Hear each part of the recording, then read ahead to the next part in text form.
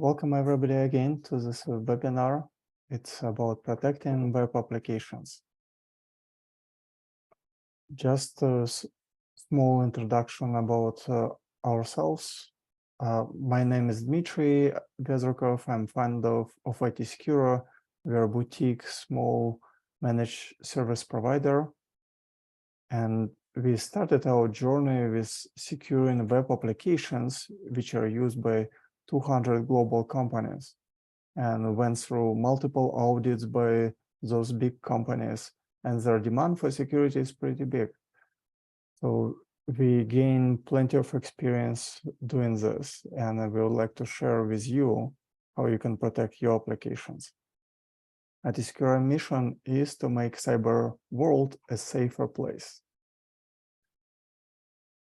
This is a network firewall logs where every second something is attempting to connect from internet to your network.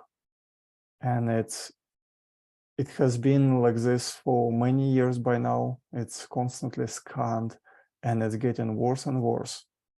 And if to draw analogy into physical security, almost like somebody constantly looking at your window or door and trying to penetrate to your house.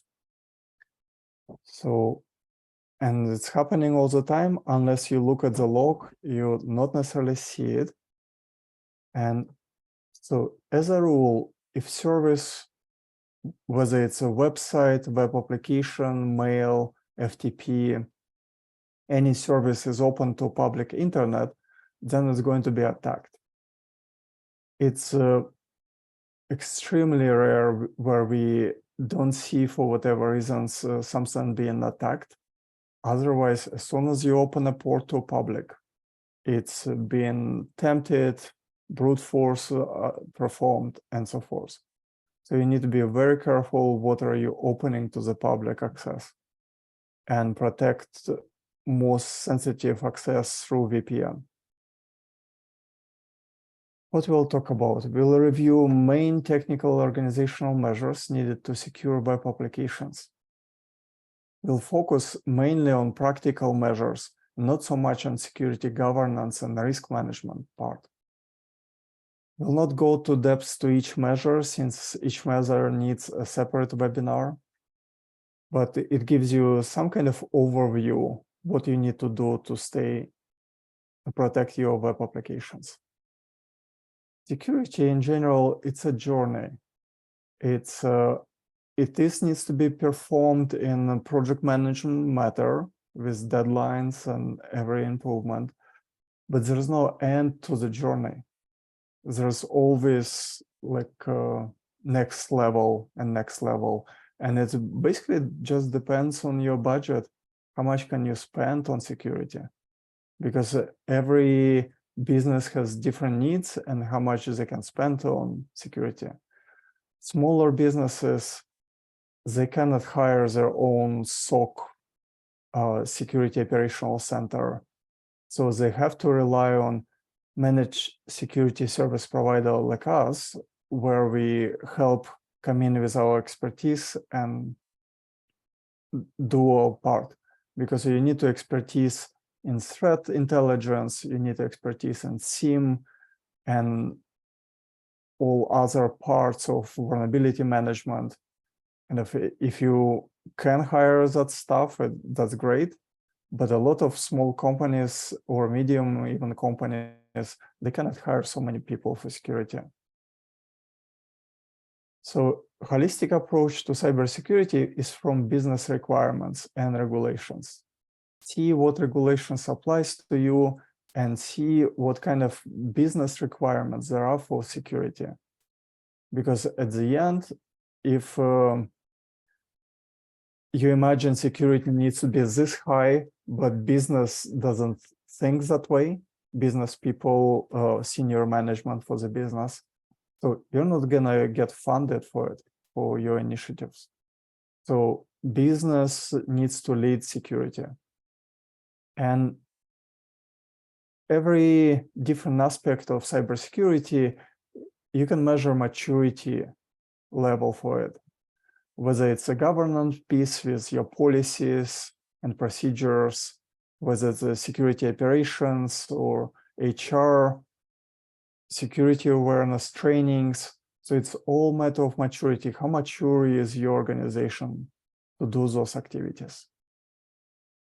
Business balance is between security, cost, and convenience.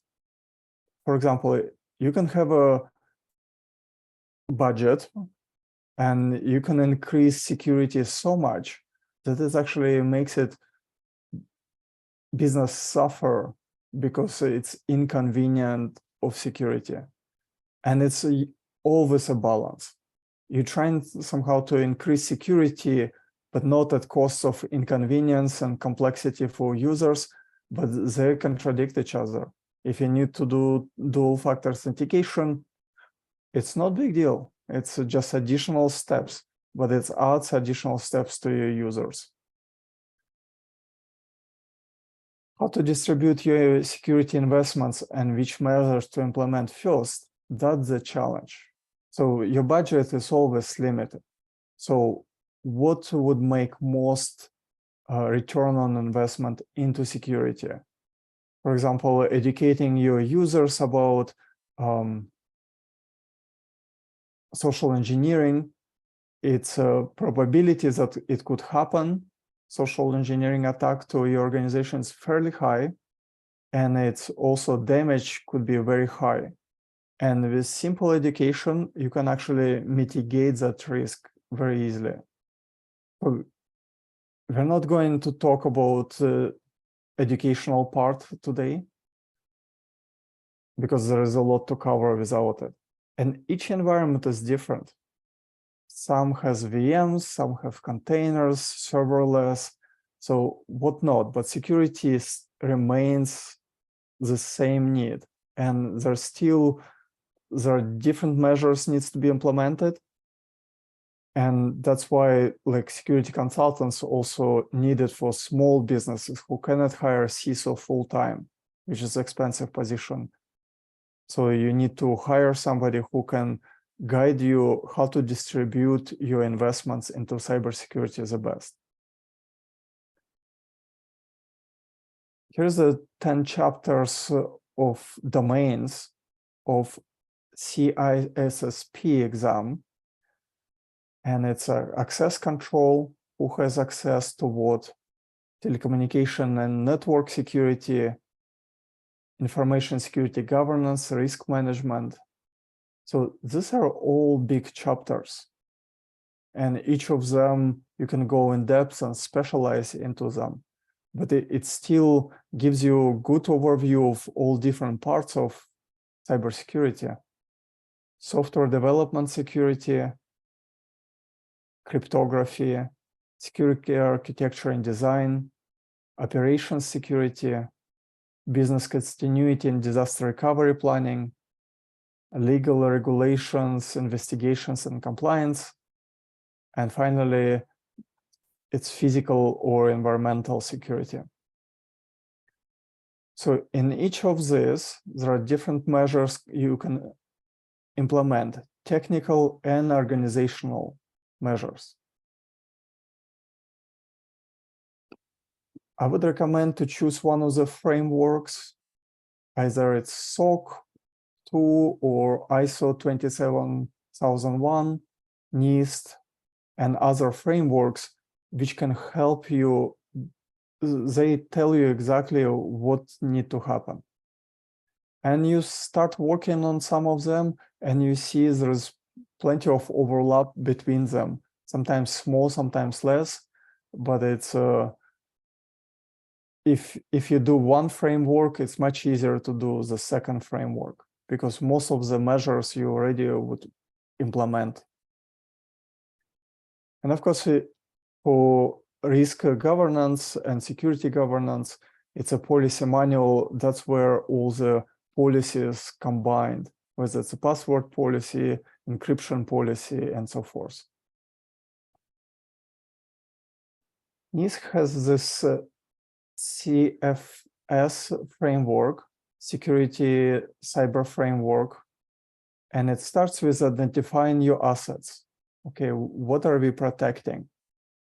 With risk assessment, risk management strategy, like trying to understand primarily what the requirements are for security.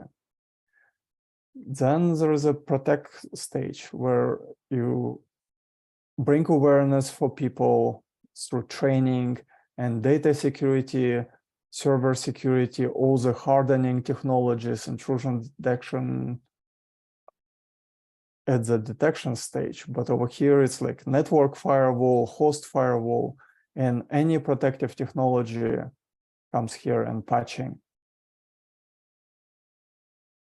Then if hacker managed to pass your protections and they infect your asset, you need to detect it somehow.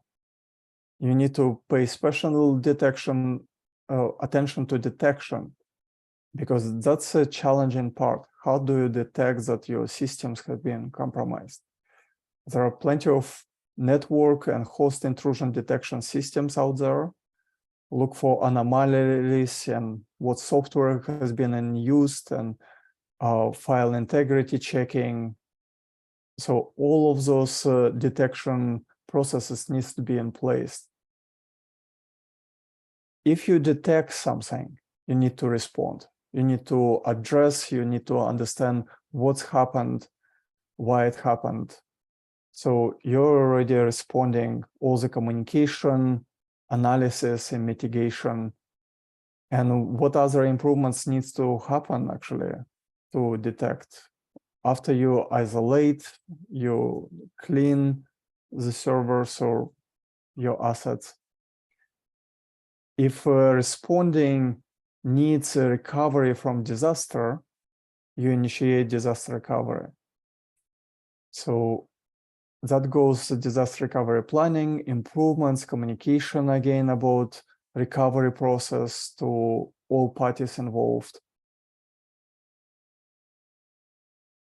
For disaster recovery, even if it's a end of this diagram, I would like to start and suggest to you first, because disaster recovery needed for many different reasons, not only malware and hackers and hardware failure, and it happens more needed.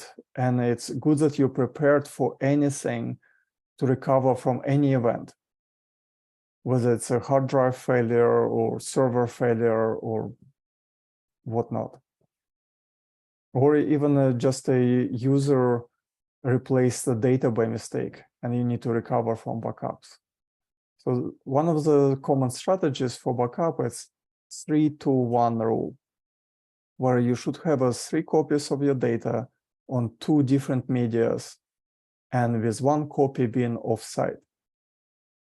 You can do more backups than this. You can have a cold backup offline and so forth. But at least this is a kind of a minimum you should have to feel protected. Because if your backup on different media within the same data center, well, something could happen with the data center, and then your backup is not reachable or not available. So that's partially why you need offsite backup. And of course, you need to track your backups daily, what's the progress, whether there are any failures or backups. And there are different types of backups. There's a data backup, where you backup only files and databases. There's a full VM backups, and there is a storage backups. And cost increases dramatically as you go, and depends what you can afford, whether you use public cloud, where you can create images, and how often do you create VM images, or how often do you backup, how much data can you lose, and all of those parameters, like whether it's a time recovery objective or time recovery time objective or recovery point objective, until how much data you can lose. It's all determined by the business, actually. Business leaders need to tell you what those parameters are. And then from technical side already, you implement necessary measures. This is an example of enterprise security architecture, whether a network firewall, web servers, XML firewall, application servers, database firewall, and then databases. So if you can afford it, you can implement this. But small business sometimes have hard time to implement all the measures, and they're not needed, depends on your business requirements again. So protection from distributed denial of service or web application firewalls can be acquired through vendors like Akamai, Imperva, Cloudflare, Fortinet, F5, AWS have their own WAF. There's a module for Apache called Mod Security. There is also software called CSF, which provides some level of denial of service. And denial of service, you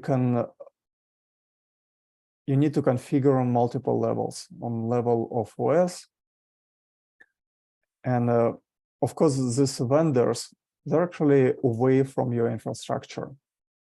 And they stop attacks before they reach your network even. So if you depends on the features you want, it can get pretty expensive if you want advanced features. But for the basic features, it's fairly affordable and can be used for any small websites even. And this is a diagram from Gartner for leaders in this space. And you need to do your own research and choose what vendor you would like to use. You can be without this protection, without distributed denial of service or WAF, but then you know you're vulnerable to this. Network security. There are next generation firewalls with intrusion prevention and intrusion detection systems. You can distribute networks into different VLANs, like DMZ zone, where your web servers are, then application servers in your LAN, and database servers could be in another LAN. And you open particular ports for communication between VLANs. And there are host and network intrusion detections. Since this is about network security, there's a Snort and other network intrusion detection systems and preventions. So you need to design your network ahead before you implement your nodes. It's more challenging afterwards, after you already have a production running, and then it's harder to switch it. It's still possible, and it's better to do it rather than not to do it. Look for secure, you have to secure all the network components, like from firewalls to switches, that they're hardened. And of course, use secure communication channels between them. You can utilize such measure as a honeypot. Honeypot is a computer security mechanism set to detect, deflect, or in some manner counteract attempts at unauthorized use of information security systems. So when hackers are trying to attack you, you can deviate them by routing to honeypot servers. And honeypot servers can be different, high engagement and low engagement honeypot servers. And there are plenty of honeypot technologies available there. Low engagement servers where, for example, you can just detect the scanning IP from internet, and you can block that IP immediately on your servers before they reach you or start attacking your servers. There are different threat intelligence feeds from other providers you can use as well.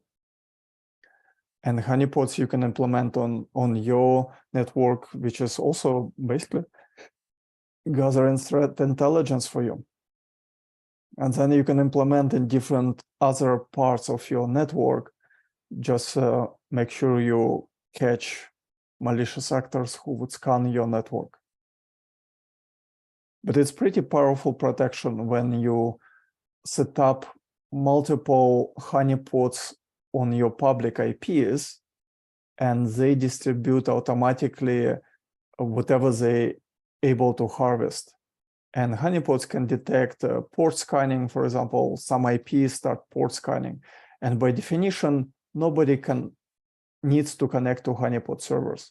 Whoever connects to it, it's by definition already not wanted person. Valid users don't know how to scan networks and attack. But in that case, you can really improve your security. They still get to your servers, hackers, but still it will be much less.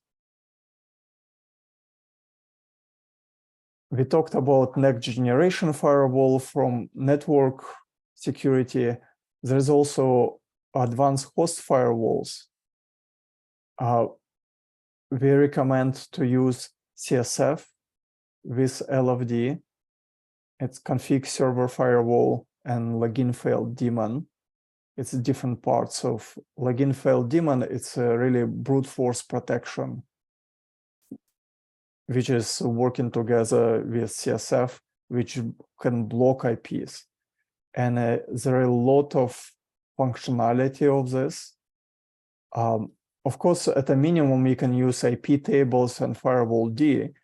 This is just a regular host firewall, which just allows only certain IPs ports to be open.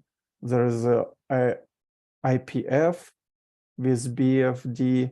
There is a fail to ban as well, like brute force protection. You have some choices for host firewalls. But at least in our experience, we discovered for CSF and we found out what it can do. There's a whole webinar could be dedicated to this, and we do those webinars occasionally. There's probably 600 commented configuration lines for this software. It gives you a scale of how flexible it is. You can configure it really for your particular needs and for your environment. We'll not discuss too much in details the CSF, but you can detect port scanning. You can, some denial of service attacks can be, you can download block lists from other parties. You can create clusters. It's a lot of functionality there. And you can count and how many connections needs to be opened, and it can trigger blocks for IPs.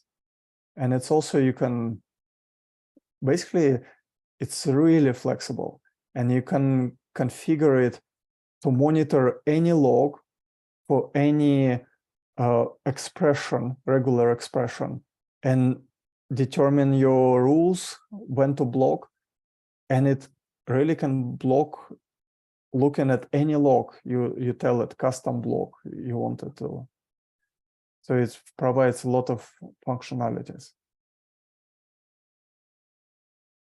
So here's a little bit more about block lists, temporary blocks, permanent blocks, open ports, and others I mentioned.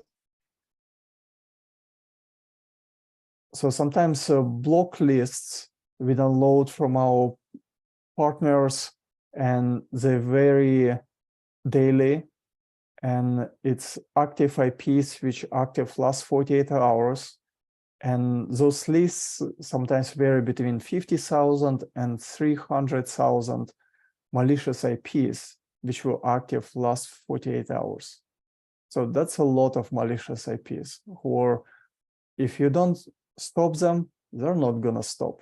whatever open to public internet, they're gonna keep exploring vulnerabilities and try to hack it. And there are many systems out there which just don't have enough protection. And especially shared web hosting servers, those are attacked the most probably, because it's harder to secure them and there are a lot of ports open and they're probably most vulnerable. So they're under constant attack.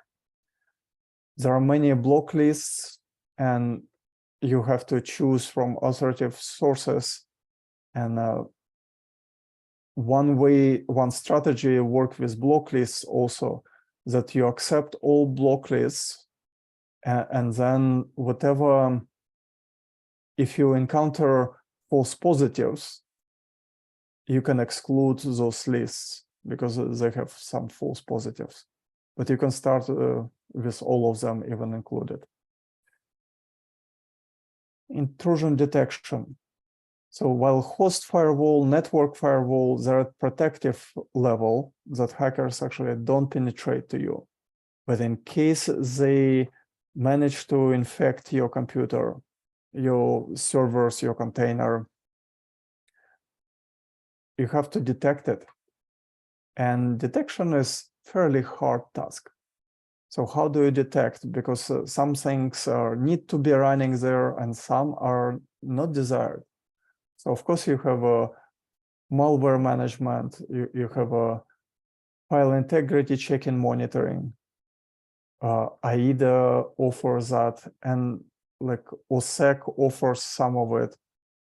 Root Hunter, CSF also have some file integrity monitoring. And there are a lot of different tools and companies who can provide extended detection and response. And it's really, over here we are showing actually open source tools, which at a minimum you need to implement this. But if your budget allows, of course you go for more premium and more advanced tools. Open source tools, they do amazing jobs considering they're for free. You do need to invest a bit to learn how to use them, but they're pretty good. Of course, if you're in the health sector, financial sector, you have a budget to spend, you shouldn't stop here. Patch management. It's partially what IT is busy all day long. Not so much security people, security operational people, but IT needs to patch constantly. Middleware, OS level, and all other software needs to be kept up to date. We'll not necessarily discuss in depth complex attacks like supply chain attacks, which gets you even scared to apply patches because God knows whether those patches actually are infected and you suddenly apply it to your systems and your systems are vulnerable. So it is a more complex attacks, and you need to keep it in mind. And of course, if you're a big enterprise and you have a budget and also manpower to test your updates in a secluded network environment where you see different traffic, outgoing traffic coming out after you apply updates. So of course, that's recommended measures. The more security measures you implement, the better security you have. Security is not black and white, like secure, not secure. There are a lot of things in between which makes you secure. And literally there is no limit to security. It all depends like where you meet that balance, where you feel like, okay, maybe if I have like 5 different copies of my backup, maybe that's enough. I feel secure already that I can recover from it. And regards with protection layers and so forth, it's the same. So of course you need to detect all the vendors, how many middleware you have, You need to sign up for their updates list, whether there's a critical updates, like a report on vulnerability system, vulnerable system. So run vulnerability reports, whether it's in your application, which is will not touch too much application security today, or your infrastructure, scan your infrastructure for vulnerabilities.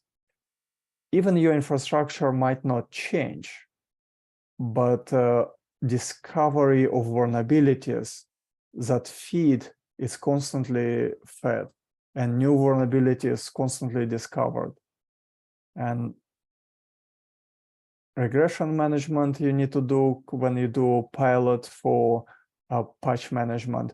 Don't apply unknown patch to all the systems. Try to apply it in stages and see from less critical to more critical, and then deploy to all other systems. Malware management, it really depends on choice of your OS. There are many antivirus or extended response detection services there. ClamIV is open source. It produces some false positives, but there are paid vendors out there. So choose what's most applicable to you for your OS and your cost requirements. Encryption. So in transit, you have a VPN, corporate VPN you can use that you don't have to open things to the public internet. You can connect through VPN and then access your SSH or other services through VPN. Consumer grade VPNs, they're different than corporate VPNs. So there's a place for everything. Not everybody needs consumer grade VPN, but they provide some services, and it's those providers keep growing and the features for their VPN increasing, and they can offer some protection, but it depends. HTTPS protocol with latest protocols and ciphers, that's what's implemented on most of the sensitive banks accounts. Right now, actually, HTTPS should be implemented on all websites. Google even removing some lock icon from the browser because everything should be encrypted already. But the fact that you have HTTPS, it doesn't mean that you're using latest protocols or secure ciphers. So you need to actually review your ciphers periodically and see whether still best industry practices to use them. And then you have encryption in storage. You can encrypt your data, and I would recommend that's probably the best protection you can have, encrypt it in the database. That even if hacker gets to your database, data inside the database is encrypted. And it's fairly easy to do with some functions in your software application. So highly recommend that. Of course, you can encrypt volume, partitions. There are different encryption technologies exist in storage, and there are plenty of vendors actually who is helping with this challenge. And some public clouds have their native key management, but you can use also a different key management, and public cloud does encryption from that. Encryption in general is a big subject also. Enable additional logging. So any commands type on your environment needs to be logged. Outgoing connections, they are not necessarily logged by default in the log, so you have to configure it additionally. If somebody transfers any data from your server through SFTP, which is through SSH tunnel, or other way you have to log it, those commands, make sure. And then, of course, through SIEM, you have to look at those activities. DB authentication logs, if there are DB authentication failures, or SSH failures. SSH failures are already enabled by default, but you have to, through SIEM, integrate them and watch them on a daily basis. Application authentication logs as well. So failed authentications, obviously it's one of the indicators of attack. If somebody is trying to brute force your systems on different levels, application, SSH, database level, so it's an indication of attack and you have to respond to that. Sometimes, of course, it's a false positive because user used the wrong password on the database credentials, and suddenly you have a lot of failed database authentication failures. So you have to fix it, respond, get people involved. And so log management, of course, if you have one server, you have one place to check your logs. If you have 100 servers, you can have a syslog, of course, collecting logs. SIEM is the best way for log management, which gives you different functions and correlations, how we can track different things. It's so flexible, but you need to understand what to look there. SIEM doesn't necessarily give you everything built in. Here, use it. You actually need to determine your requirements, what you want SIEM to show you. And whether it will be a threat intelligence feed you want to see. It's basically SIEM can index any logs and provide you different ways to display this data. Or different attacks on your servers, particular servers, you can separate if you have most attack servers and less attack servers.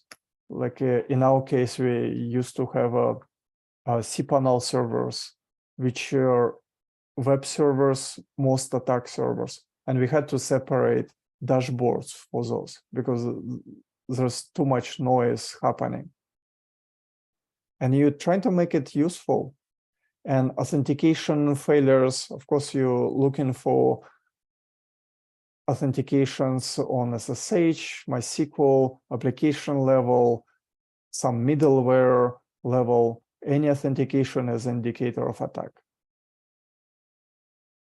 Then your SIEM can display your intrusion detection and prevention metrics, all the alerts which you need to glance, and all the malware management graphs. It's easier to see in SIEM.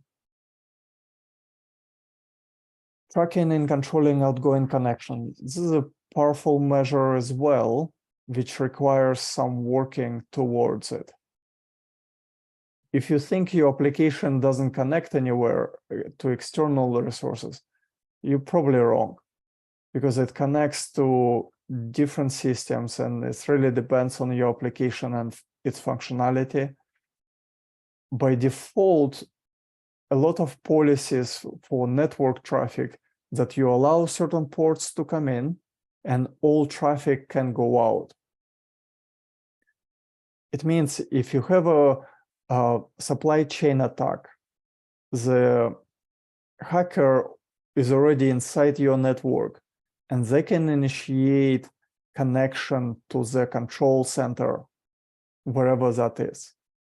But if you're controlling outgoing connections, your network firewall actually will stop it. They are not able to reach what you don't want them to reach. So it's a powerful measure to implement. Yet you need to make sure you're not breaking anything in your application. So first, of course, you need to enable logging on host firewall, on network firewall. and watch what kind of outgoing connections you have, and then trying to determine what are those connections are, and then creating the rules accordingly, and at the end actually stopping any outgoing connections are part of your rules. And then if developer implement additional functionality which needs additional connection out, well, they'll have to tell you that you implement a separate rule for outgoing connection. You have to do vulnerability management. There are plenty of tools out there for vulnerability scanning. It doesn't mean that you're using them, which you have to, because if you don't know your vulnerabilities, hackers know it. And they use similar tools for different purposes. Your purpose to defend, their purpose to attack. And if they found one higher vulnerability, well, it's a known fact how to exploit that vulnerability. Probably that vulnerability already has been out for a while. Zero-day attacks, which were, it's a brand new vulnerability, it's harder to prevent. So it means you just have to keep scanning for vulnerabilities also pretty often. And for zero-day attacks, you have to implement additional measures to be protected. So you can hire penetration testing, who will try to break into your organization, your applications, whether it's a network penetration, web application penetration. So there are social engineering, try to penetrate into your organization through that. So it is needed to give you more reassurance that your security controls actually holding any ethical hacker cannot penetrate your systems. Application security. Big subject in itself. You have to have a strong authentication for users. Of course, dual factor authentication, it became a norm suddenly in our world. Single sign-on, SAML authentication, password rules, brute force protection, where if somebody is keep trying to break into an application, it detects it and blocks it. You need to have different roles in your application, and different roles have different access permissions.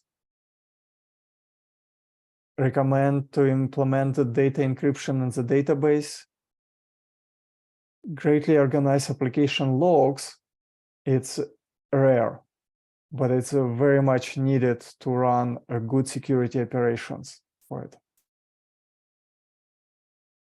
You can have a IDE tool for secure coding, where that tool tells you what's the best practice for coding and try to help you to code more securely. You need to conduct developer secure coding education. It's because developers are not by default knowledgeable about it. So you need to implement that program. And to create secure coding policy, what is to include it to that policy, and like different filtering for response, and there are different ways of coding, and some of it more secure than others. So as much as we can prevent hackers from getting to the application with different threat intelligence and blocking mechanism, if application is wide open, of course there is a web application firewall there and so forth, but application security is still one of the measures you need to do. And within this, there are a lot of things you could be doing. And it's, of course, you don't want to that all your development resources get to application which nobody is using, because there's no cool features in it. So you need to strike a balance in it. Application security testing. There's a static application security testing. It's for software analysis, software bill of materials. It's basically you scan your code base for open source vulnerabilities and licensing reports. See whether any component you use in your application from open source which violates some license. Because if some license is used, you need to open all your code as an open source. And then for vulnerabilities as well, you have to track, even if it's not your code, you took it from third-party open source. It's inside of your application, and you have to know vulnerabilities embedded into this and discovered in it. There's a dynamic application scanning testing, where you run some scans on a live application and trying to break into it. And there is a runtime application self-protection, which can kind of combination of dynamic testing and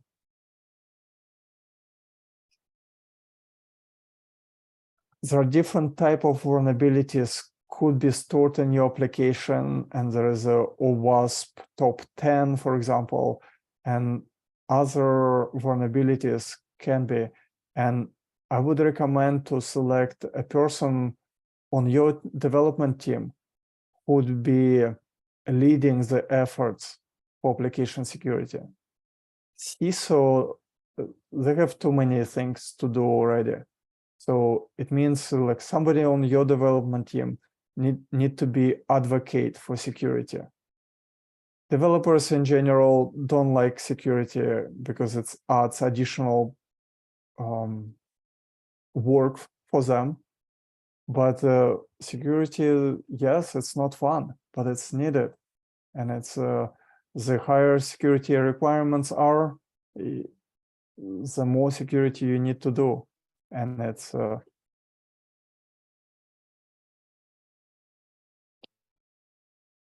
if you manage to detect intrusion and you have to respond to it.